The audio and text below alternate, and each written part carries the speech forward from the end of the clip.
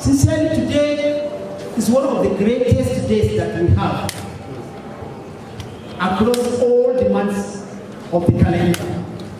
The story started in 2011 when a decision was taken by the United Nations General Assembly to designate October 11th as the International Day for the Girl Child. Of course, the aim is to draw all attention towards creating more awareness on the girl child, aimed at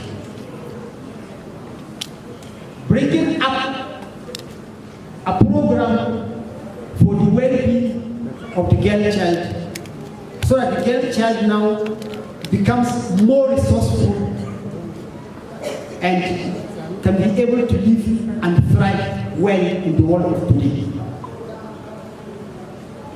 Of course, Zamfara State has been able to join the world over these years in celebrating this day. And today we are witnessing this great occasion.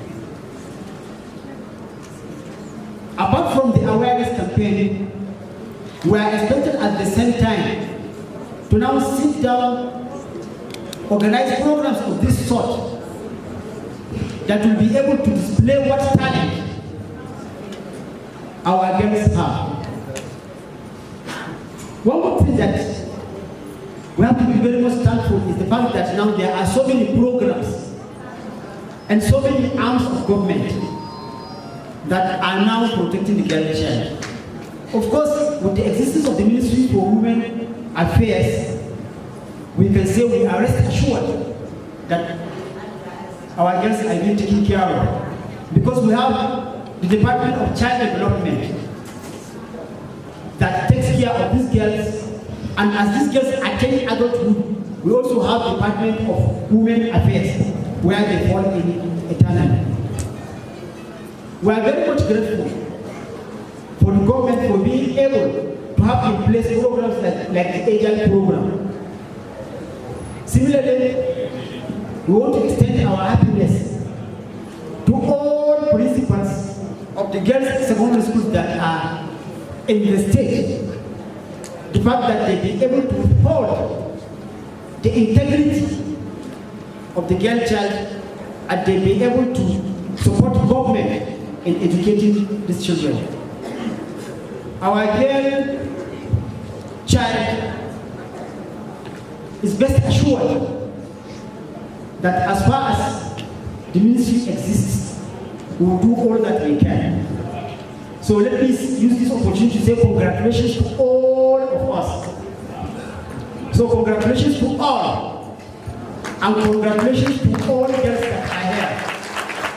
I wish us happy deliberations on behalf of the Honorable Commissioner of Women Affairs and Social Development.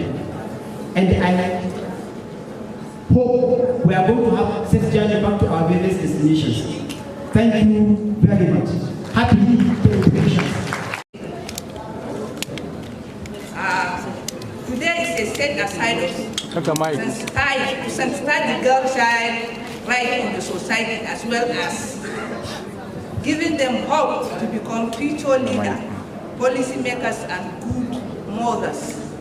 As we all know that education is necessary for every child, whether girl or boy.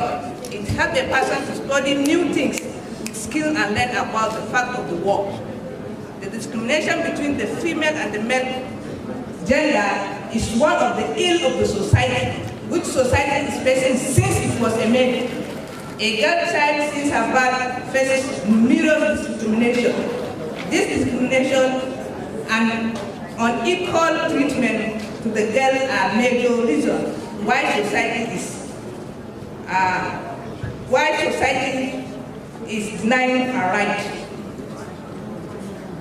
As being a citizen of the world should be the same as that of men. The basic right of a girl child, which include right to speak, right to express, right to educate, right to enjoy the highest attainable standard of health, right to non-productive from economic exploitation, right to non-discrimination, right to survival, right to development of potential protection from the harmful influence and full participation in the family, culture, and the social life. Although the government has tried to end such discrimination or disparity and giving equal rights to both the gender, but society create a hindrance and become a barrier to this daily life. Moreover, the challenges child faces in the past, which brought about the campaign of World Conference in the year 1995 and was inaugurated by the UN General Assembly on the 11th of October 2011, because they see need for a girl child to enjoy her right and be an actual part in the progress of the world. Therefore, girl child need equal treatment in every angle to contribute to the development of the society and country at large. As I see that they need me to give some few advice to you, girl child. As a mother, I have been experienced what is depriving the right, or what is violence against women or children, especially girls. Alhamdulillah, we are now into the system, time that girl child is given a right to be educated. So whenever a child is being educated, he has finished everything, because knowledge is everything. Knowledge is key to success. Knowledge is the life, the whole life. Even in the Quran says, Allah subhanahu wa ta'ala says it. So if you have the knowledge, so I don't think you are going far away from the what is good and what is bad. Children of today, I'm praying for you for the better life. May God bless you and give you opportunity to exercise what you have required in your academic experience. May God lead you to the right path. May God lead you to the right path and give you a better society. Alhamdulillah, I don't have much to say.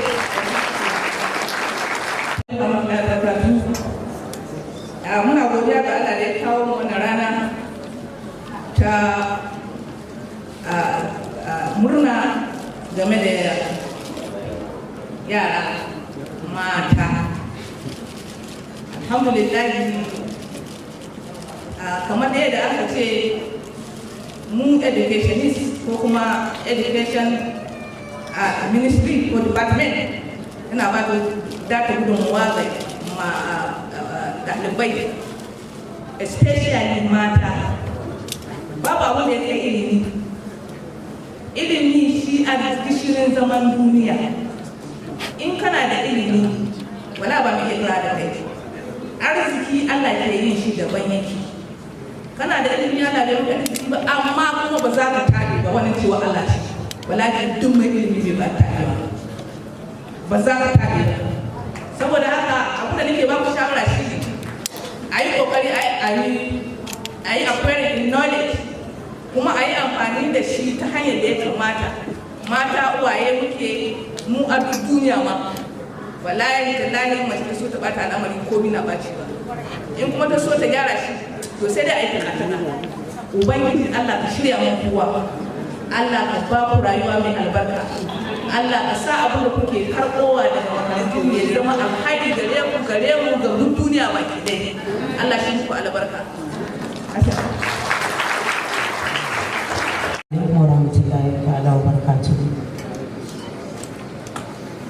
This is a speech. The speech I'm going to read now came from the UNFPA country office by the Executive Director of the UNFPA, that is Dr. Natalia Kanin, for the International Day of the Girl Child 2023. Here is what she says. This is the message. Every girl is born with boundless potential to learn and thrive, to lead, inspire, and change the world.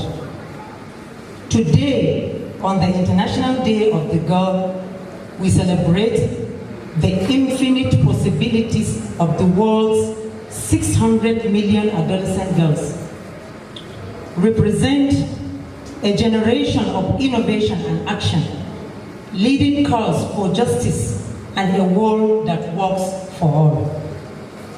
We must, however, act faster and more boldly so that every girl, wherever she is, grows up safe in the knowledge that her body is her own and her future is hers to chart. That she is able to go to school, access the health care she needs, and live free from violence.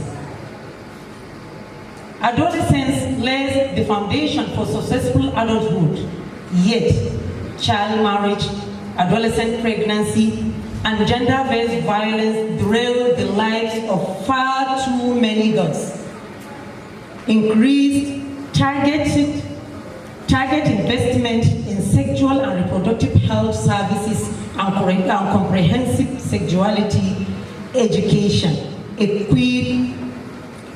equips adolescent girls with the tools to make informed decisions about their bodies and lives, and empowers them as agents of change and future leaders.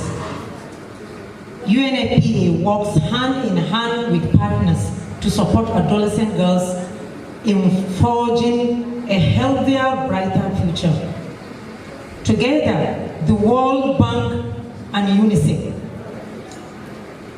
For example, UNFPA is scaling up interventions in 22 countries to end child marriage and provide vocational training, education, and reproductive health services for girls. Participating girls were less likely to marry after learning about their rights, gender equality, and life skills as part of this community-based initiative. Activities like this are transforming individuals' lives and communities and need to be expanded. The benefits of ending child marriage extend beyond safeguarding health and human rights. The better educational outcome that follows provide girls with the opportunity to obtain jobs in the formal economy and make a more productive contribution to their households. With an additional 34 billion in investment to reduce child marriage, including substantial funding for secondary education, around 58 million child marriages will be averted by 2030. As we approach to 2030 deadline for the Sustainable Development Goals, let us redouble our effort to ensure that every adolescent girl, in all her diversity, can exercise her right and choice, realize her fullest potential, and build the future she ambitions for herself. Let's knock down the barriers between her and that better future, and let her lead the way.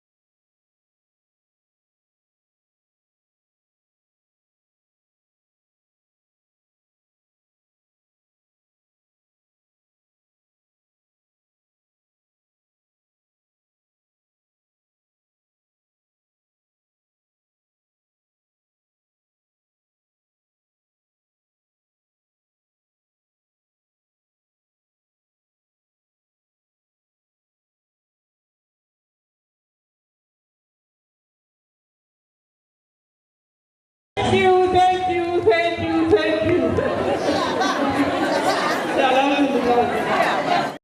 Me kike so ta zama a rayuwarki? A'udhu billahi minash shaitanir rajim. Bismillahir rahmanir rahim. A madadin project ɗinmu na ajiyar Zamfara tare da mambobina da halarci wannan rana domin mu taya ɗiyanmu mata murnar zagayowa wannan shekara da duk shekara ake celebrating nashi. Wannan rana tana da muhimmanci domin a faɗakar, a yi sensitizing, a yi ilimantar, kuma a ƙara jinjina ma yaran mata domin su ba da himma wurin ganin cewa sun cimma sun assasa muradu tun yanzu da suke ƙananan yara na me da ganin cewa sun inganta rayuwarsu a gobe. Rana ce da ire-iren mu da da muke kamar su muke fitowa mu ba su goyon baya, mu faɗakar da su, mu nuna musu gwagwarmaya da akwai sama hanya kafin ka zama babba. Yau in kai ne gobe ba kai bane. A da muna kamar su muna yi da kuma gida ma, yanzu mun zama manya, mun zama uwaye, kuma uwaye masu albarka da ake alfahari da su. To haka muke fatan su ma su zama nan gaba insha Allah. Wannan rana ce ba kawai don a zo a zauna a ta surutu ba, a'a, domin a faɗakar, a ilmantar, a wayar da kai, a jajinta ma kuma ire-iren mu da haccen da ire-iren su da haccen cikin wani hali wanda dukkan tuna sai rayuwar ta ɓaci. Wasu yaran a can ba su da walwala, ba su da uwaye, an kashe musu uwaye. Wasu na can uwaye da su mutu ba, amma ba su tare da su saboda wannan harkar ta insecurity. Wasu na nan suna tare da uwaye amma ba abinci, abubuwa su yi nauyi a cikin duniya. To idan ba a zo aka da zama tare da wannan yara ana ilmantar da su, ana nuna musu abubuwa masu kyau yadda za su bi su ma su sa rayuwarsu ta yi kyau, yadda za a yi kuma su ga ire-iren mata da suka jajirce. Yau alhamdulillah ga gwamnatin jihar Zamfara an yi ta shan wahala, mun yi ta shan wahala, mu ana cikin ta. Yau ka ji nan an shiga, gobe ka ji nan an kashe, gata ka ji nan murari, a tashi da safe ba abinci. To amma yanzu insha Allah rabbi muna da hope na cewa muna da sabon gwamnati wanda take da murari da canza al'amura insha Allah rabbi. Gwamnatin Dogawa ya zo mana da muradun shi, wanda a cikin muradun shi a al'amura suka shafi yara mata, ya yi ta assisting ake harkar ilimi game da yara mata. Shi wanda His Excellency yadda muke gani ya tsaro ga duk wanda ya zo aka ce tun da ba tsare-tsare to lalle za a kai ga faruwa, amma yadda ya shigo da mu da muradin shi da kuma tsare-tsaren shi na ganin cewa an saita al'amuran jihar Zamfara da kowa sai insha Allah wani nan gaba kiyama ta sai ta yi da ya kware da su. Gashi nan dama ce muna gani da shigowar shi, idan da ba shi bane na san da ba zan zauna cikin kujerar da ta ajiyar ba, wanda wannan ajiyar Pancokon program ya shafi iya mata ne a dole sai suka kare primary suna son su shiga bagirar secondary ko kuma sun kare JSS suna son su je SS1 is for adolescents, matasa, yara matasa, ko kuma waɗanda suna son su yi karatu ba su samu dama ba suna son su ci gaba da karatu, ko kuma yara mata da aka yi ma aure aka hana su yin karatu da wuri to kuma suna son su ci gajiyar kuma ilimi. To duk waɗannan program ɗin ya zo da su da za a tallafa ma yara mata. Akwai tsare-tsare da yawa a cikin ajiyar, akwai harkar gine-ginen sababbin azuzuwa, akwai harkar gyare-gyaren makarantu ne, akwai bayar da ruwa da kuma harkar lafiya, akwai second chance opportunity kuma da ya ba ku misali yanzu, akwai conditional cash transfer wanda za a taimaka ma a tattaka ma yaran da ba su zuwa makaranta saboda rashin abun hannu ga uwa. Za a tallafa ma uwa su ko guardians nasu, a tallafa musu da kuɗi don su ga cewa iyan nan sun samu sun ci gajiyar ilimi. Akwai program sosai da shi wannan ajiyar wanda insha Allah wanda ya ji Zamfara za ta amfana da shi. da taimakon Allah da taimakon shi mai girma da gwamna His Excellency Dr. Dawo wanda duk abin da muka bukata yanzu ya ba mu goyon baya muna jiran welcome da ya ba mu no objection a cikin gaba da ayyuka da wannan muke roƙon Allah subhanahu wa ta'ala ya ƙara taimaka mana ya ƙara ma mazaninmu uwayenmu magaƙasanmu mazan aurenmu diyanmu duk wanda a girma ta namiji son wannan kalma ta mace domin su taimaka mana da duk abin da mace za ta yi ba zai yi tasiri ba in ba da taimakon namiji ba sannan wannan jihar Zamfara akwai matsaloli da suka kintaye harka ilimin iya mata mun sani sai a kawo addini a sa ciki al'ada ta shiga ciki sai ka ga cewa wasu abubuwa an danne ba mata hakkinsu ba wai muna cewa ba mu haƙƙi bane mu yi gogayya da kansu a ni ban bukatar wannan mu mun son maza su je su fito su kawo mana gida muna matsayin mata amma dai in aka bambance ta shiga cikin al'amuranta yanzu na sa abin da ya kamata ya tsara waɗannan yara da zai ta amfani su saboda ni iya mace kuma da na shiga cikin su na san cewa za su buɗe baki sosai su yi magana yadda ya kamata yau wannan rana ce da muke ƙara ba su ƙwarin gwiwa su tsaya su yi karatu su jajirce yin sana'a suke yi su jajirce su rike sana'a nan saboda yanzu ilimin ma bai tira sai da sana'a muna ganin da arziki ke jarbaci ya jarbaci saboda haka muna ƙara jawo su muna ƙara ba su ƙwarin gwiwa da su nemi sana'a tun wannan lokacin don alƙawari da shi mai girma gwamna ya muna sannan shi mai girma kwamishina a malam da ta ba da wani mana da cewa insha Allah rabbi ba iya mace da za a bari baya kowa sai ya display potential kuma sai ya yi ajiyi in Allah ya yi wannan potential wannan baiwa da Allah ya yi beautifulest mu ma yin Allah ya muna nan tare da su mu ne masu tsarawa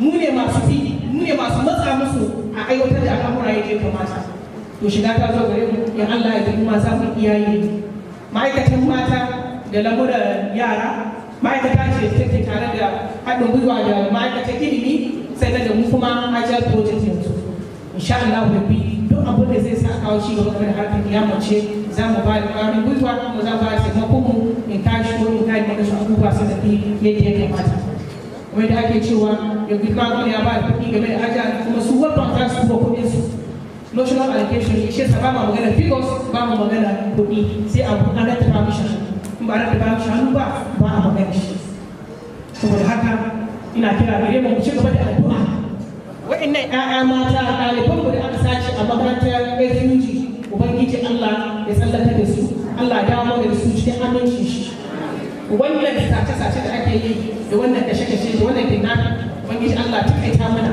Allah ya ba da girma ko da ikon gane yan zaren a samu a gyara wannan matsalar musan jihar Zamfara jiha ce mai zaman lafiya yanzu ƴaƴanmu na can wasu na son karatu ba su da hali wasu makarantun ne ba a iya bin su hake bodin su saboda matsaloli da ke fama na zuwa makarantar ce kada dawo wani ba bai biya ko kuma su a ba ta sake iya tace wata makaranta saboda nisan zango to duk irin wannan wurin a jihar za ta shigo a ga cewa an yi makarantun ne kusa da inda iya mata za su samu su amfana har da iya maza da baki daya wanda muke fata gwamnati Allah subhanahu wa ta'ala ya ƙara taimaka mana ya ƙara ba mu nasara da taimaka ma gwamnatin ta jihar Zamfara. Assalamu alaikum wa rahmatullahi.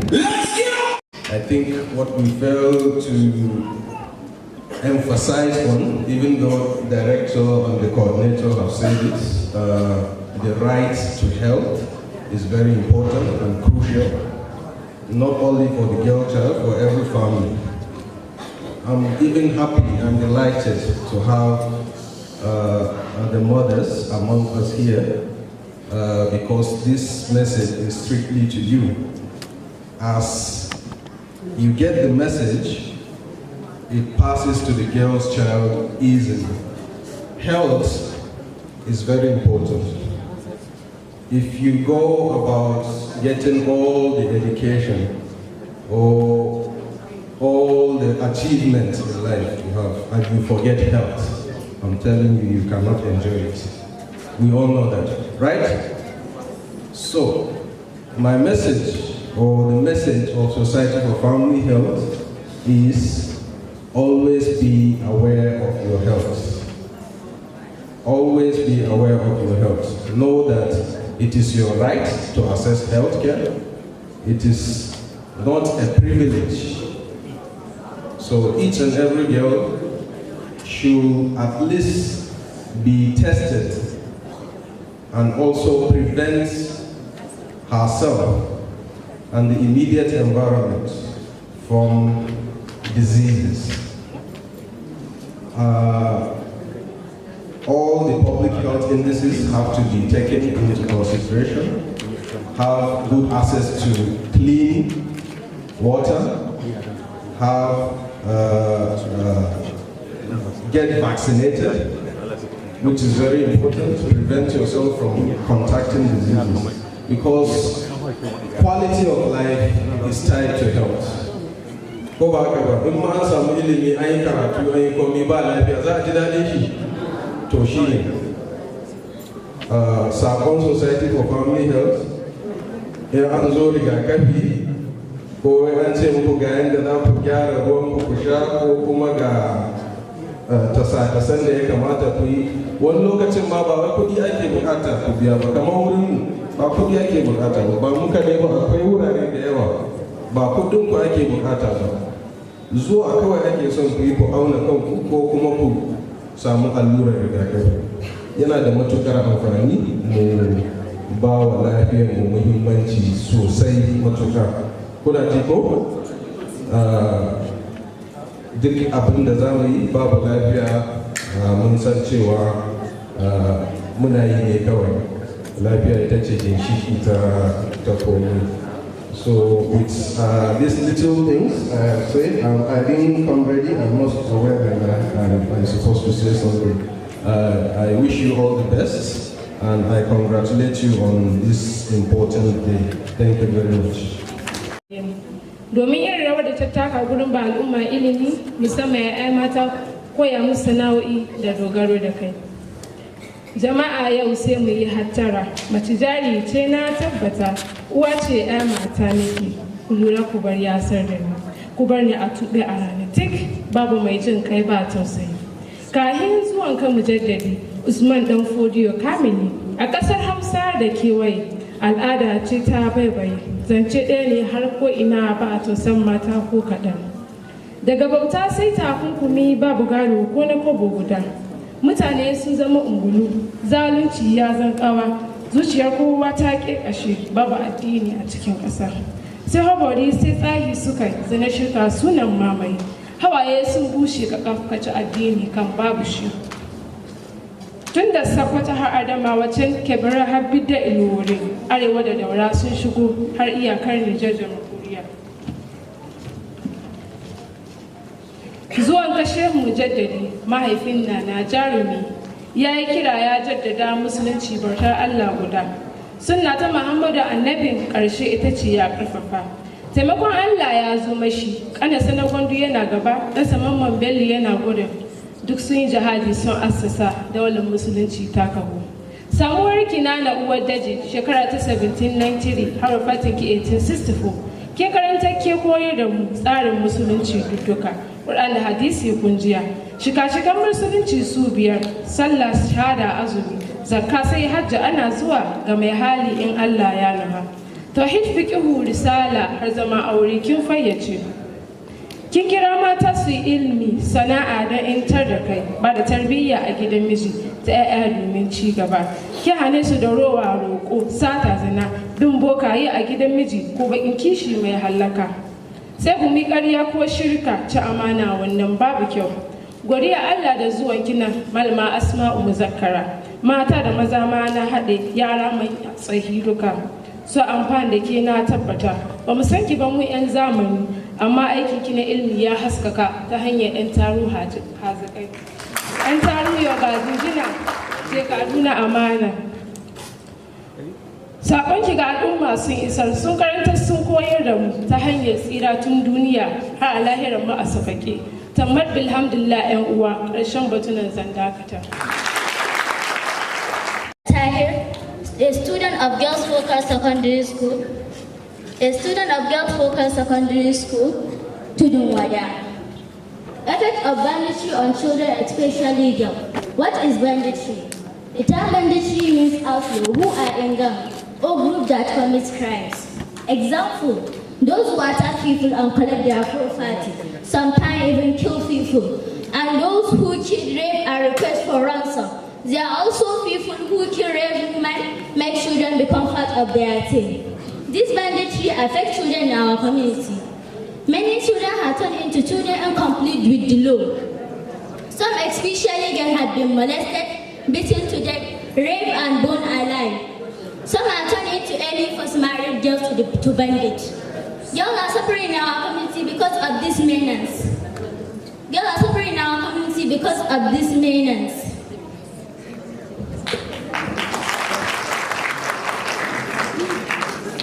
Fear has become the duty routine of mothers of girls in villages across the 14 local governments in Zamfara state. Girls nowadays are not protected in day and boarding school.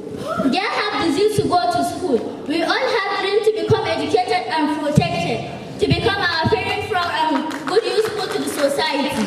With this, I would like to call upon our mother, Her Excellency Yadda, to assist and support in saving and protecting the lives of girls in urban and rural areas across the state. Mama, Your Excellency, your children need you more and more. Come to our rescue. With this team, our time is now, our right, our future. Ladies and gentlemen, as the team implies, it's the duty to all of you here it's the duty of all of you here. It's the duty of all of you here to cater for us and make us your favorite daughters. And also, the Executive Governor of Zamfara State, His Excellency Yadda, remember your slogan during campaign, Rescue Zamfara. Therefore, Your Excellency, Mama, Baba, rescue Delta in Zamfara State. Thank you. I'm by name Hassana Umar, a student of Government Girls Day Secondary School Duniya. I am here to present on menstrual hygiene. First of all, what do we mean by menstrual hygiene? Menstrual hygiene is a process whereby girls who menstruate use clean menstrual materials to absorb or collect menstrual blood that can be changed in privacy as often as necessary for the duration of the menstrual period. What are the importance of menstrual hygiene? Menstrual hygiene represents an important part in girls' and women's life. The associated problems in terms of health and education, the reproductive tract infections, which has become a silent epidemic that devastates girls' life, is closely interrelated to poor menstrual hygiene. Therefore, proper menstrual hygiene and correct perceptions and beliefs can protect the girls' folks from this suffering. What are the do's and don'ts of menstrual hygiene? Change frequently. Changing your sanitary napkins or tampons within every 4 to 6 hours is important because it is the cardinal rule to establish vaginal hygiene. Secondly, clean yourself properly. Cleaning your private parts regularly is extremely important because the organisms cling to your body after you have removed your sanitary napkins. Most people clean themselves regularly, but not the right way, which is using your hand in motion from the private part to the anus, but not vice versa. Thirdly, don't use soap or vaginal hygiene products. While using soap or vaginal hygiene product is a good idea, but avoid overusing them to prevent infection. Fourthly, dispose of vaginal hygiene product properly. Disposing of your tampons or napkins properly is an important step. Wrap them properly before throwing them away so that the infections and bacteria will not spread. What are the causes of poor menstrual hygiene? Poor menstrual hygiene is caused by gender inequality, discriminatory social laws, poverty, cultural taboos, and lack of basic services like toilets and sanitary napkins, so they need to be go unmelted. At the end, I am pleading to the government, philanthropists, and the good citizens of this state to be supporting for the distribution of disposable pads to school and Islamia schools, and also to be sensitizing on this menstrual hygiene. Parents at home too should be teaching their children about menstrual hygiene. Thank you. My name is Zainab Sagir Dandango, a student of Al-Furqan Science Academy. with a discussion titled Girl Child Al-Majra. First of all, what's the meaning of Al-Majra? An Al-Majra is an Arabic word called Al-Muhajira, meaning a seeker of knowledge. Al-Majiranci is a system that is mostly practiced by Hausa, Fulani, Nupe, and Kanuri tribes in northern Nigeria, where young children are sent to Islamic schools oftentimes in distant places. Many of these children, however, resort to begging in communities in order to sustain themselves and pay their teachers. The Al-Majra system of Nigeria is very controversial. It has been attacked for promoting youth puberty delinquency. Why do we stop girl child Al-Majra? There are many problems regarding girl child Al-Majra that a girl child can face, which are unwanted pregnancy, psychological problem, ritual death, kidnapping, sexual violence, emotional health problem, sexual harassment and molestation, injuries, kidnapping, malnutrition and body pain. About 3 out of 10 girls in Nigeria are mostly Al-Majra, but the world has hardly paid attention to how the controversial system affects them. For example, take a look at Aisha and others in 2017. She was just 7. Aisha left her home in Bagega, a small community in Anka local government, Zamfara state, for Al-Majiranci in Gusau.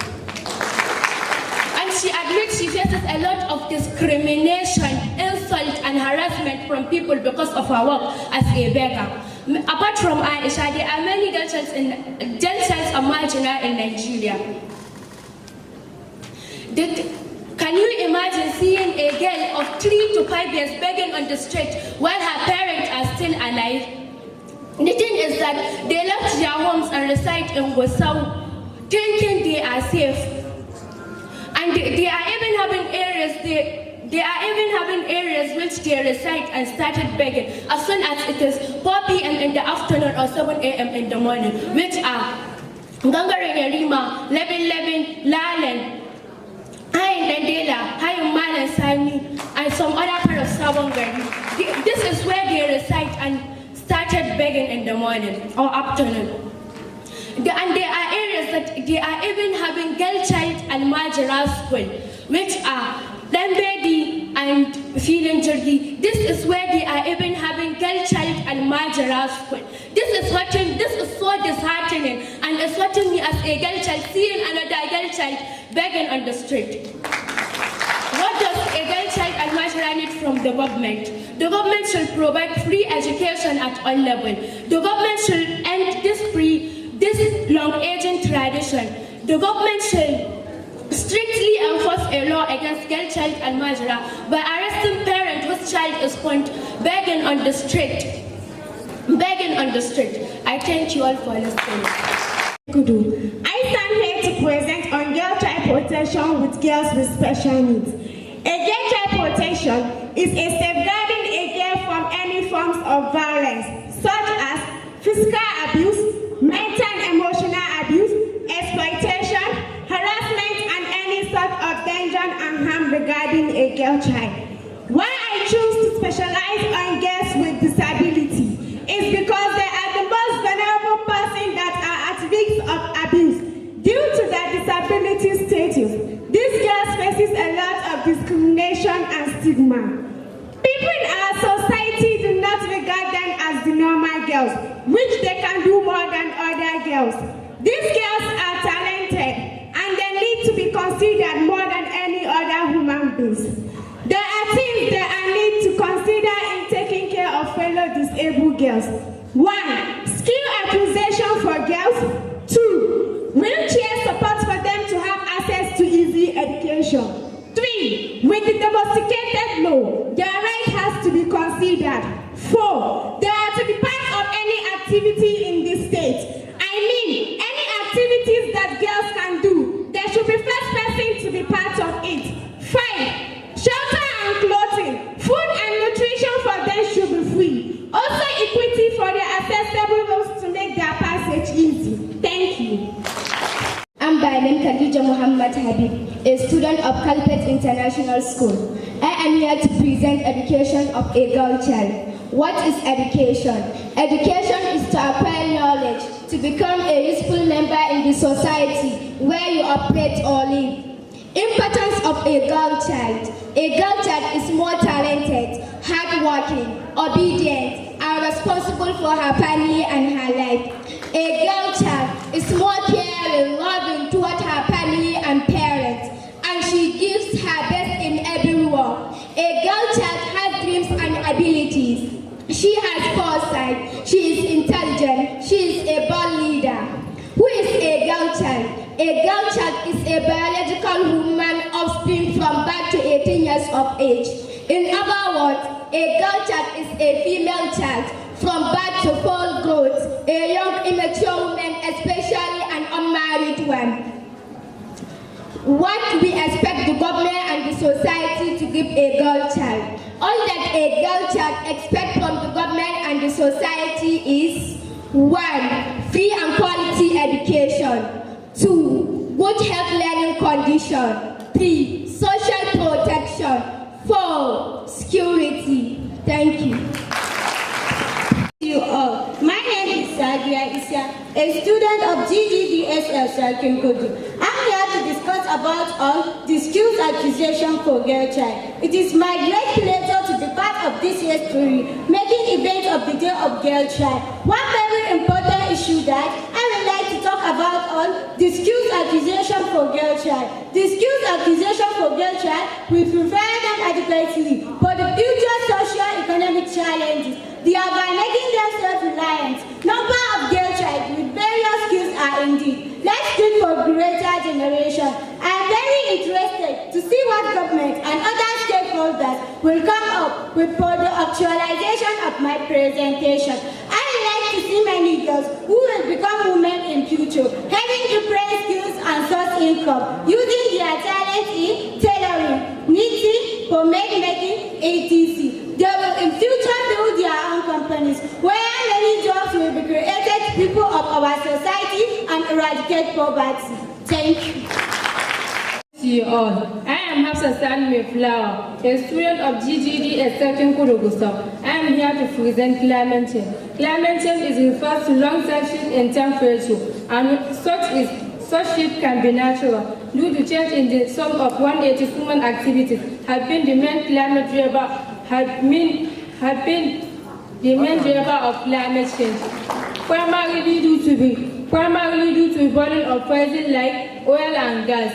Effects of climate change. Firstly, change real food pattern. Secondly, warfare. Thirdly, shifting habitat. Fourthly, spread of disease and economic losers. And the last one, stronger storm and hurricane. How does climate change affect girls? Climate change can affect women and girls living in poverty and more vulnerable to impact of natural disasters like hurricane, flooding, and droughts. Thank you. Ministry of Women Affairs and Social Development. Good day to you all. I am Abubakar Namadi from Government Girls Secondary School on Shirya, Usau. I stand here before you to present the topic that says he for she. He for she is an invitation. He for she is an invitation of men and people of all gender to stand in solidarity with girls to create a bold, peaceful and united nation. He for she is an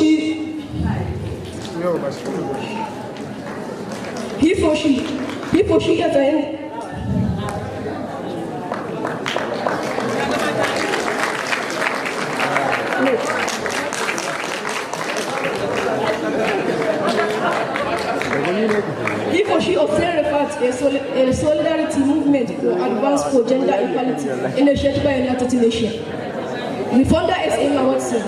Actually, the book by Emma Watson is very appreciated for the right given to girls as a fair or justice to girl child. The topic is an impressive one everyone to support utmost and emphasis on equal opportunity both on the side of feminism.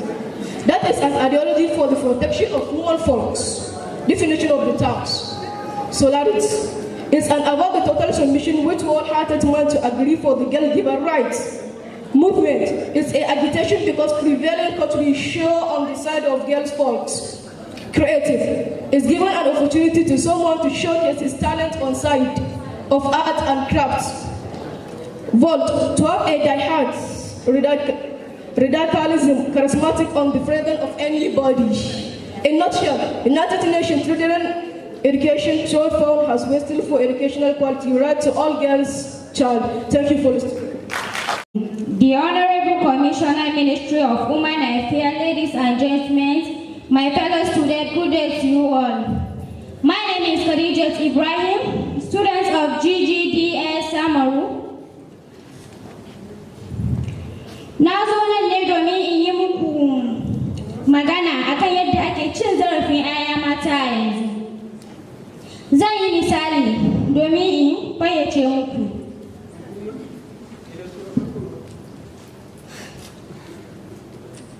Budurci na, mutunci na.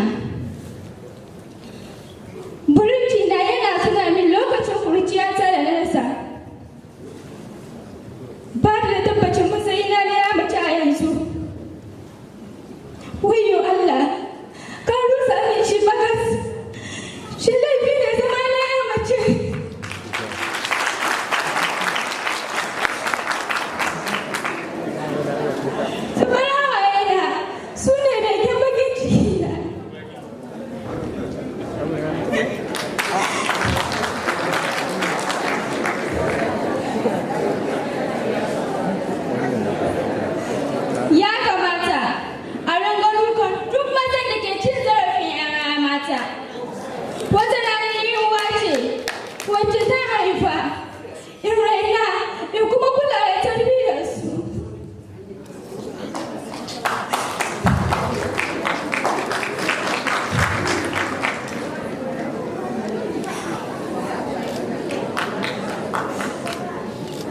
Allah sarki.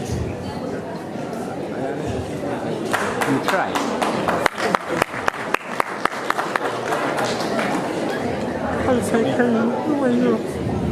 Ya isa, na ce ya isa haka nan. Ya isa da cin zarafin 'ya'ya mata, saboda an mace sarauniya ce.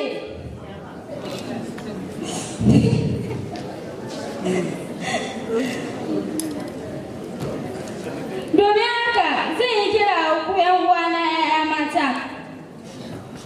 Ku tsare mutuncinku, saboda goben ku ta yi kyau. Da kuma nema ma ɗiyanku rayuwa ta gari. Ku sani, duk macen da ta bar mutuncin tun tana 'yar ƙarama, rayuwar 'ya'yanta ta ɓata da tata da kuma ta al'umma ga baki ɗaya. Domin idan rayuwar mace guda ta lalace, to kamar ga baki ɗaya al'umma ta lalace ne. Saboda haka, ina kira ga yaku maza, ku tuba ku koma ma Allah, ku daina cin zarafin 'ya'ya mata.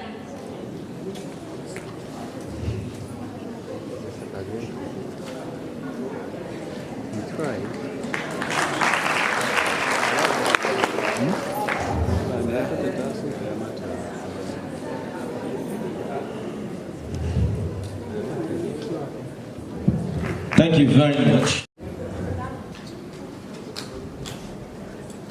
Your presentations. Our children have made important message to presentations to us here. And as stakeholders, all of us here, we try to rest or sleep on our schedules or our responsibilities. The blame game is always on the government. And who is the government? The government is we. Our dear girls, I assure you, in the next coming 2 years, by this time, inshallah, 2035, the narratives will change for the girl child. And this is a promise made not only by me, but by Honorable Commissioner, Ministry of Education, Science and Technology, Madam Dawaki, and also the Executive Governor of Zamfara State, His Excellency Dr. Yadda. I'm responding one after the other. I think I have the mandate not only as agile, but also permit me, the representative of the Commissioner, to also talk on behalf of the Commissioner, being the Director of Land Research and Statistics, Ministry of Education, Science and Technology. On the issue of Almajira, presently, the state has a policy on prohibition of girl child, not only girl child, prohibition of hockey during school hours. It's unfortunate that during the past administration, all these policies were not made to be. The implementation was not put into place. But we have to make a clear call to all the directors, because the directors have to initiate to the Bank 7, very honorable Commissioner, where we also to listen to the Honorable, to His Excellency, the SSC. Musamman yara mata da suke tasowa yanzu da suke makaranta. Abin da na ɗauka ga wannan program ɗin da kuma duk presentation ɗin da kuka gabatar cewa it is a voice of voiceless, wato kuna isar da murya wanda baya da murya ne. Ku da kuke nan ne kun isar mana da saƙonni ne masu tabin zuciya game da irin yara 'yan uwanku da ke karatu a makarantu waɗanda aka ci zarafinsu ko kuma ba su samu damar samun karatu ba kamar yadda ku kuka samu. To akwai alheri da nake ba ku gaba ɗaya 'yan uwana mata game da harkar abdicating na children da ake wato kidnapping da ake fama da shi cikin makarantu. Our Commandant General wato shugabanmu na duka gabaki ɗaya na ƙasa yana iyakanin ƙoƙari na wurin yaga ya samar da safety wato ya samar da tsaro ga makarantunmu na secondary, makarantunmu na duk higher schools da ake karatu. Ya samar da wani unit da ake kira safe schools, wato unit ne mai kula da ka ba yara kariya ko kuma ba masu karatu kariya.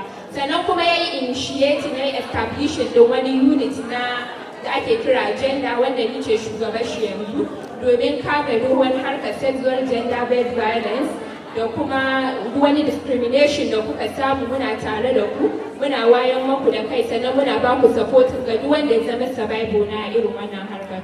So muna fatan za ku ba mu haɗin kai sannan kuma za ku san da cewa muna tare da ku a koda yaushe as a security for your safety. Thank you so much. Wai na sarƙa ta yi sarƙa sarƙa ho Haccin sa na zo da ƙarfi na biya kana sarƙa akwai yawo wai ke wata maganar banza nake ji nan yo na fadi wai mu daina azama diya mata talla in ba mu aza musu talla ba mu za mu ci ba mu za musu kayan daki to an yi wannan magana na kwando bari mu haɗa mace randa me annan kunne ko to ya bi ta bayan kunne na marayu an kaban ma dangin ubansu ba abinda suka tsinana musu bayan hitina da suke masu shin to ƴan ba su yi talla ba me za a yi shi na gani to ni wannan magana ya bi ta bayan kunne na ko saurare ne kake shin wai shi ne kin kai to da sauri kina bi da tai dole in to bar wa hada kanki ni ne ban yadda ba kuma ba ni saurare ba abin da ya dare da game da wannan kalma da kwando kai da ma Allah ya sa mu haɗu da shi mu mai rubuci to da marayun zanaji koko da ni yanzu nan ma da yan gani har yunwa ni ka yunwa kai muwatse ke ji hitinan nan makawan ya fazo ya kuma makawo ina jin nauyin kuwace malahika Allah ke kullum duk abun mutunci ba ki dai sai tashi hankali to bari in gaya maki shi tuwon girma ne a ta yi nama ke gane ko sannan wanga abun da kika yi wallahi bai dace harkar ilimi ba karamin abun gaba ne ga ɗaya mace ke yanzu da ta kama ga maganar ta banza kina da labarin wani shahararren shiri wanda gwamnati ta hito da shi na taimaka ma marayu na taimaka ma ɗaya mata kina biye ma wagga matar da bata sa abin da ta kai ba sannan ki sani iyaka ki ce an mutu an ban make yara ko ba shi bane shi ne ba Allah da ya ɗauke uban ɗiyan nan shi ya san dalilin da yasa ya ɗauke shi ya bakke da su ce cikin ɗiyan nan ke saboda za ta tashi ta za abin ƙware ta taimake ki to sai ki biye ma wagga ke yaren nan ki tattarkata su ku je ki sa su makaranta ki ban ma Allah iko ne in yanzu wata ta zama wani abu wallahi in kin ka karantar da yarinya wagga guda ta samu tarbiyya kamar kin tarbiyyatar da al'umma ne gaskiya ne zan sa su makaranta maganar banza sannan ke bari in gaya maki yanzu haka gwamnati ta hito da tsari wanda za a taimaka ma mata ƙarƙashin hukumar da ta ma'aikatan mata da ƙananan yara yana nan za a taimaka ma iya marayu da iya marasa galibi tun daga harkar ilimi karatu kin gane ko harkar ilimi da su zama su ma su ɓaci incin kansu domin su zama ɗaya na gari cikin al'umma. To kin ji sarƙa. Sarƙa. Mu tattara ɗiyan mu kai makaranta. To. Ba ki kai ɗiyan ki ni zan kai nawa. To. Wanga abu ba zai haifa miki ɗa mai ido ba gwanda mun kai ɗiyan makaranta. Ni dai sai na kai ɗiyana makaranta. Sai na kai ɗiyana makaranta. Sai na kai su makaranta. Ni ba da kai su. Na ce haihuwan mamma kawo. Ina kike? Gaji. Sarƙa. Kake yadda ki shiga cikin gona ta. Na shiga na yi rudu a ala ai. Na ce ta haihuwan mamma kawo. Na ce ta haihuwan mamma kawo. Bari ki ji. Wallahi ko ana cin ƙasa a kiyaye ta shi. Amma hana makaho ba ƙaramin kalle nika ba inda. Ko tsoron ka ni kai kai baka san sarƙa ba. Ya kuku.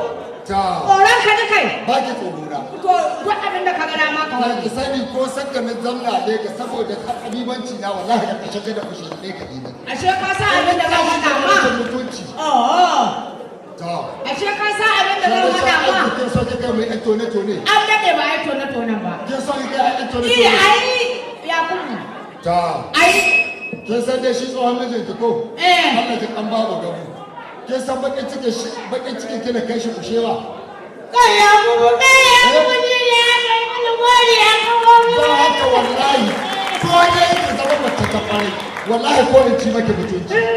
Mutum ne banza mutum ne. Abin ya kawo gori ya kawo. Amma ki gori. Haka kawai. Bayan Allah suna kokari su ga ɗayan mu sun za abin ƙwarai. A ke ce ga kin zama bayan talla. Ni Allah ya ayyar kayan ka bai zama safiye mu ba. Ni Allah ya ilimin ɗaya mace. Saboda Allah ne ya saka mu gwamnatin daura da alheri. Dan wanga tsaye da yayi sai an kawo da jahilci da ƴaƴa mata wallahi yayi daidai.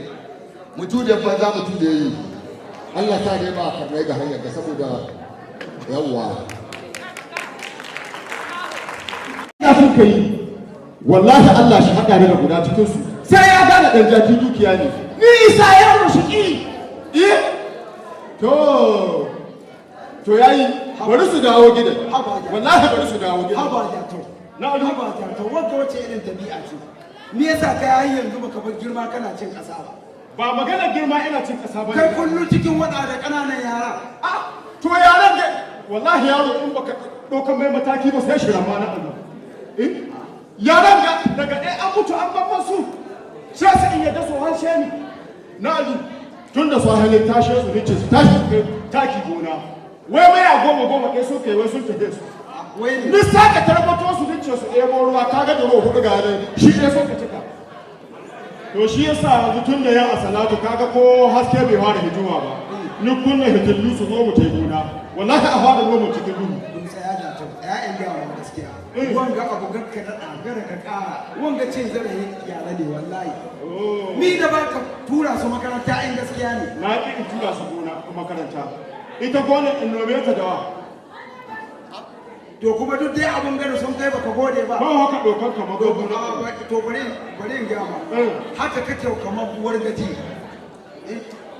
ban ga mana kamar wa to in za ka misali wallahi bar haɗa ni da wargaji don bala'in wargaji ya hinawa dan illan wargaji ka san laɗewa ya kai ga kwana shi na kyamata ɗan yara kai da ƙarshe ma wallahi an ce hayya da ɗaya shi ke yara to ka haɗa shi da ni to ni rama ka da shi ai dukkin zarafi ne dukkin zarafi ne rana abu Allah saka ma da alheri faɗa mai dai ai shi ne dan uwa gudan dan uwan ne shi ne wallahi da su ne to riba ya ku magana gade ba a kasa ta da kai ba in su haka musu su ke ta mu sheke da ni da kai wallahi ka san ko san da muna yara in ka ɗibi na kashi ina ɗiba na da kuwa aba za tau kai Legas harin ba a ce ya kuma ɗan Yara ba a san ba shi a babban lamba ta balle da ƙasa Hausawa kai dan banza ni kai Assalamu alaikum ya na alu ina wani ya ga tau ina wani lahiya lau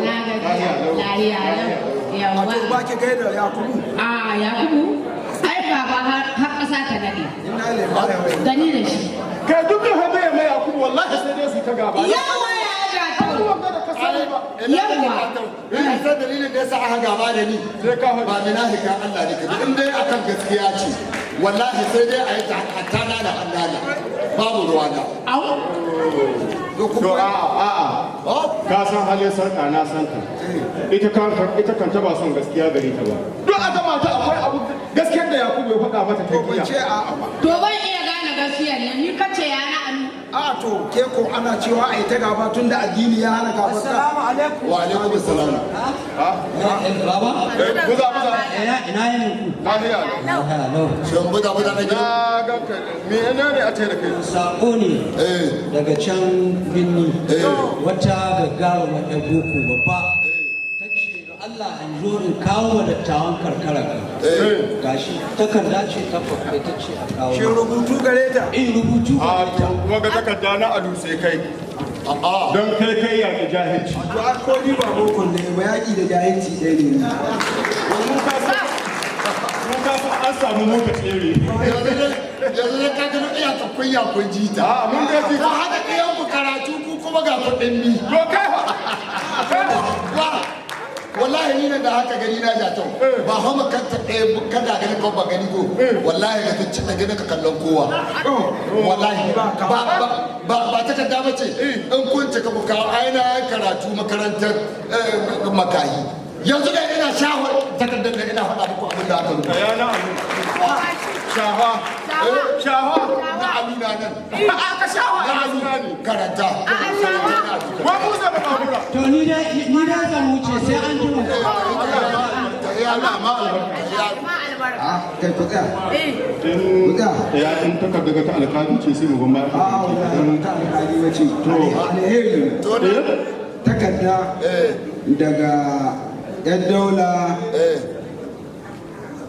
diyan gamu Allah marigayi gadda a ce yadda ran da ka riko ita Allahu akbar mi tace cewa ta yi waga karkarar tamu da marayu da iyan nakasassu ka gane za ta ɗauki nauyin karatunsu tun daga firamare jami'a har yaro da wani a cewa ta yi a tara mata su gaba ɗai nan karkara don tana iya ɗaukar nauyin mutum ɗari sannan kuma ga azumi za ta ba da tallafi abinci ta ce a gano duk dattawan da da gidaje ga wannan karkara sannan kuma ga sallah za ta aiko da turamen shaddodi waɗanda za su kunka da atayhinni na matansu. Allahu akbar. To ina ra'ayi in ga takardaga to ku bari in lokaci yayi kowa sai shi zo shi a saga don ga takarda ne ka ajiye ta wallahi takarda baka takarda ta kai aljihu tsaya ka san dalilin da ya sani haka kai kuma ka san dalili kaga kai karkaran mu guda na aluba karkarar ga shike bai tsallaka karkarar su shi bari in lokaci yayi zai dishe ka ga takarda ne ga abin da ya sa nace ga ta dai cinikin makaho ba kani ya kubu sakiya Allah don ya Allah don ba cuce ni na cuce ki da ni me yana da kike sa ni na makaranta kaje ka ba ni ka ba ni kaji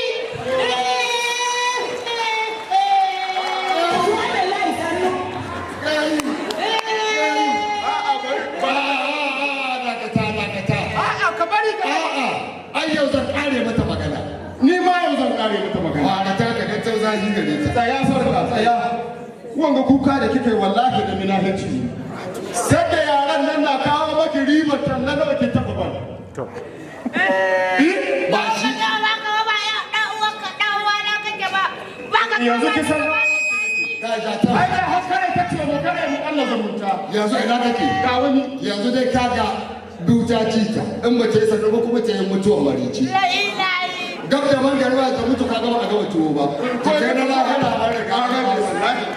Don haka abin da nika so ki sani. Ina kike sarka? Kin ga na daidai yanzu gidan kullum abin da aka cewa gidan yan talla. Ko aure yanzu ba mai da su. Don kin lalata tarbiyyarsu. Amma zan maki wani taimako guda. Kun san halina da tausayi. Ko ba haka ba? Duk da cin mutuncin ga da tamma. Ka san yi hamu. Ba a to da hamu. Ka san mai girma gwamna. Da ta dauna lawan da ya kullo da wani shiri nan karkashin ofishin ita ha excellence. To. Hajiya Uriya. Ka gane ko? Sannan ina daraktar ga ta mata can bangaren education. Sa'adatu Abdu Gusau. Sa'adatu Abdu Gusau. Ba kina ba ce ba ko ordinator. Ita sun samu wani gaban mai shiri wanda shi ba da ya tsaye da Najeriya da jiha ne a cikin tsarin nan. Bankin duniya za a zo a gina makarantun ne a taimaki marayu a ba mutane a harka aikin yi mata a koya musu sana'a. To na maki almishi. Dan an tashi zan ɗauke ki in kai ki ga daraktan mata Hajiya Zara Udeji. Ta kai ki wurin ita babu da sakatare ta kai ma kwamishinan mata da ƙananan yara. A taimaka a saka ɗaku dai su ɗan kori jahilci. Keji shi an taimakon da nan baki. Na koji ana tanda shirin nan ba shi bane aka ce ma ajaye. Lau shi ya wanda bai yi boko ba. Kalmar ajaye take ka san abin da ajaye. Jaye jahilci ga ƴaƴa mata. Shi ne. Yakubu abin da neman ka yaye mini. Don Allah ka taimaka ka kada zo ga ƴan girma. Allah ya saka mata da alheri. Me hali irin nawa. Don Allah annabi ɗan uwana mata a gyara. A gyara ƴan uwana mata. Allah ko ke baba da kiza ayi. Ba ka kike ta kore jahili. To yanzu ni ko ina yahe mata ba sai ba shawara nan da wata uku ba. To yayi. Sannan in ka da zo takarda da hannu da ka zo ka ashira ka kai. To ina ya kudu. Za mu ka to. Ina dan wallahi ka takarda gaba kyali ka sai dai mu ga hanya. Ha ba ya tawo. Ashe ko in ba kai annabi wakila darakta ka shirya rabon mu. Wallahi daraktan kuɗi na mu ban santa ba. Wallahi sai dai kai ƙara wallahi. Ƙara ka ga famsor wallahi ta ma'aikatan ilimi. Wallahi in ce an ba mu takarda ka aishi. In jan ba ka ce mata na rubuta ciki ba. Ai ka san halin ka san ita ba ta son mai zuwari ba ta son wanda ka amina he ai ko shi asana ka ba mina ne zuwarin da mina ne ja tau kana son marba lahiya to ban fata da ya nake to da can ma a gida na haɓa ta da shi yasa aka ce wallahi ba kawo ba na ƙarya ne kana gani kan wallahi kana gani kan wallahi ja tau ka da dai ya bubu a ka to zo ka ji ya ma na san Allah ka bari na iya wallahi ina karanta ba ta Allah Allah shi ne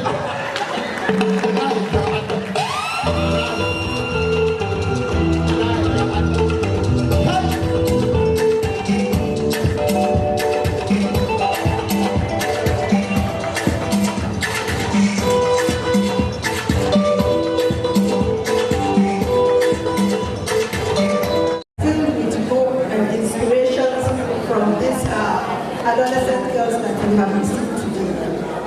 Our collective commitment to empower and uplifting our girls is a testament to the progress we can achieve when we work together. Today, as we have discussed vital issues, shared valuable insights, and charted a course for a brighter future of our girls. Let us continue to champion their dreams. Let us continue to support their aspirations. Let us remember that Investing in our girls today is an investment in a more prosperous and equitable tomorrow for our beloved state. On a final note, I would like to appreciate all our development partners, the press, and each and every one of us that is here. Thank you very much, and safe journey to their various destinations. Wassalamu alaikum. Ya sunan ki ala? Sadiya Isya. Sadiya Isya. Yawa, wani farin ciki gare ki wannan rana da aka ce rana ce ta 'ya mata? Gaskiya ina matuƙar farin ciki sosai kuma na yi murna sosai. Da mu ma an ka nuna muna mu mata muna da 'yancin namu, ba iya maza ke da 'yanci ba, mata na da 'yanci. Kuma muna farin ciki muna godiya sosai da an ka nuna muna mu ma muna da 'yanci a cikin jihar ta. To wani sako kike da shi akan sha'anin al'umma da gwamnati da sauransu don a matsayin wannan rana ta mata? Gaskiya ina wanda a ƙara taimaka ma mata wurin samun karatu mai kyau da inganta lafiyarsu da taimakon su zalunci da aka musu ta hanyar fyaɗe ko kuma ta hanyar daƙile musu hanyar karatu da aka yi. Thank you. Muna godiya. Ya sunanka? Kabiru Abdullahi. Kabiru Abdullahi, ka zo wannan program na wanda aka ce ranar 'ya'ya mata. Wane farin ciki kake da shi da aka nuna mata suna da daraja da kima musamman aka ware musu rana ta musamman? Gaskiya muna matukar farin ciki kwarai da gaske. Loud. Ina matukar farin ciki kwarai da gaske yayin da na ga yadda mata suke kokari suke ayyuka da dama da wasu abubuwa da wanda wasu ma ba cikin mu ma ba za su yi ba. Ki wani sako kake da shi zuwa ga maza 'yan uwanka akan shirin zarafi da ake magana maza na yi wa mata da sauran abubuwan da ba su dace ba na harassment daga mata suke fuskanta daga maza me zaka ce akan haka nan? Gaskiya wani kira za ka yi?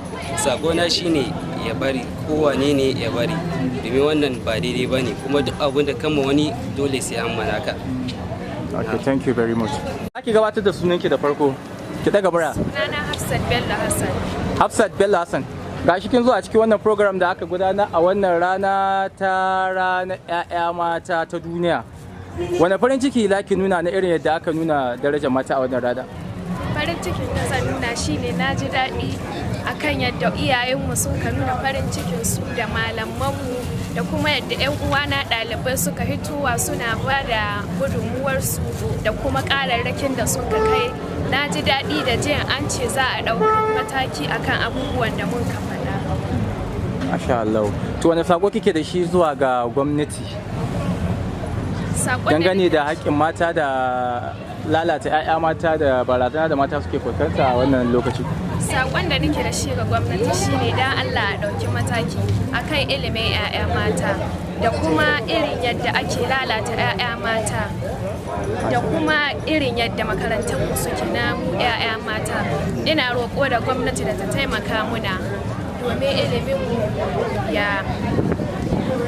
ya ci gaba. Masha Allah, to muna godiya gare ki. A sunanki? Hafsat Sagir. Hafsat Sagir Dango. Hafsat Sagir Dango daga wacce makaranta? Alfurqan Science Academy. Masha Allah. Ga kina cikin wanda suka gabatar da jawabi a cikin wannan ɗakin taro na wannan ranar mata ta duniya. Wane farin ciki ne kike da shi na irin da aka nuna darajar 'ya'ya mata a wannan lokaci? Ina farin ciki da an nuna musu za su rinka samun 'yancin kansu kuma za a rinka biya musu kuɗi su yi karatu kyauta ba sai sun wahalar da kuɗin kwayansu ba. To wani sako kike da shi ga al'umma da hukumomin gwamnati da sauran masu ruwa da tsaki da ƙungiyoyin sa kai na NGO akan kare haƙƙin mata da cin haƙƙin mata da ake yi? Ina mai ba su shawara wa'anda ba su je makaranta ba da su gaggauta su ta yi makaranta. Sannan ina neman alfarma ga gwamnati ta taimaki wa'anda ka yawo saman titi ba su da abin ba su da wurin zama ba su da abincin ci. Daidai muna godiya gare ki. Gabatar da sunanki. Sunana Zainab Aminu. Sunana Zainab Aminu. Zainab Aminu. Daga wace makaranta fa? Special education. Special education. Okay. Ga ku kuna cikin mutane wanda ake ce ma disabled ko ga to wani farin ciki kike da shi na wannan program da aka yi na nuna muhimmancin 'ya'ya mata a wannan rana? Gaskiya ina matakan nuna farin ciki da wannan rana ta mata da ƙananan yara. Mun samu faɗakarwa sosai domin mun samu kama a ce experience saboda wani abu ka san shi ba kuma ka zo taro ka san shi. Muna fata ubangiji Allah ka nuna wani baɗaɗa da kuma kowace shekara ubangiji Allah ka sa a yi wanda kuma son ƙarfin gwiwa a yi wanga ubangiji Allah ka taimake su, Allah ka taimaki gwamnatin jihar Zamfara. To kalubalen da mata suke fuskanta musamman waɗanda ma suna da lafiya cikakka balle waɗanda Allah ya jarabce su da kuma shi san dalilin da yasa ya jarabce su kuma suka karbi jarabawa hannu biyu kamar ke, wani kira za kike ga gwamnati misali na ganin cewa ku an ba ku wata rayuwa ta musamman domin ganin cewa kun yi nasara a rayuwarku kuma? To inda kirin da zan ga gwamnatin jihar Zamfara shine guda biyu. Na farko duk inda mutum ya samu ilimi ga lahiyayye balle ga wanda ba lahi ba, in dai mutum insha Allah ya taimake shi uwayen shi sun mishi jagaba ya samu nagartaccen ilimi to ga rayuwa babu abun da bai zai iya zama ba cikin rayuwa. To dan su mataran abun alfahari ne ga duniya ga uwayen su ga duniya ga baki da in dai mutum uwayen ka sun saka kuma gwamnati ta taimake ka ta ɗauki nauyin ka kayi karatu to kai ma sai ka ba uwayenka da gwamnatin nan jajircewa ka jajirce babu rana babu dare babu ruwa babu iska to kai daure ka yi karatu nan domin zai taimake ka zai taimaki al'umma annabi sannan kai ma zai taimaki iyalanka in dai ka jajirce. Saboda ilimi shi a gishirin zaman duniya. Masha Allah.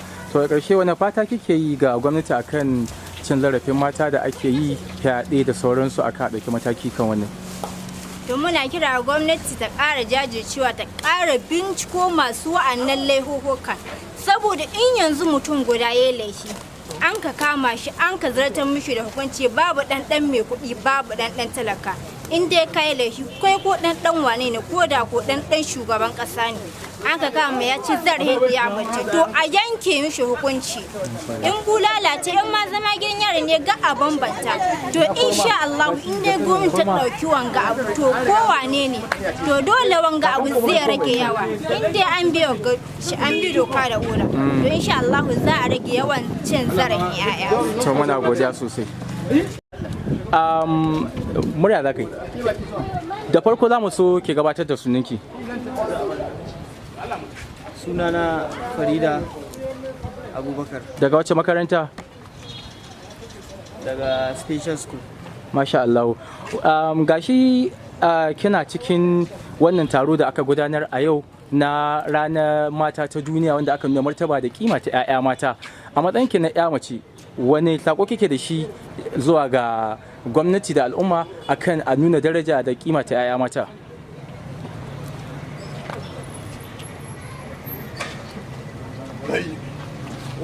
Abin da take so tana neman kira ga gwamnati na a taimaka ma 'ya'ya mata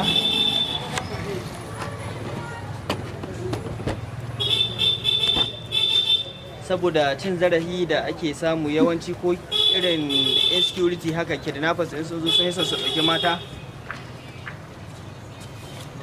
so kuma mata suna samun matsaloli sosai idan aka tabbatar da iliminsu aka tabbatar da tsaronsu da lafiyarsu shi zai tabbatar da samun ci gaba da kuma zai jawo hankalin sauran mata waɗanda ba su riga suka samu zuwa makaranta ba su ji suna son zuwa amma saboda abubuwan da suke faruwa yanzu yana sa wasu mata masu ji ba su da interest na su zo su shiga harkar karatu.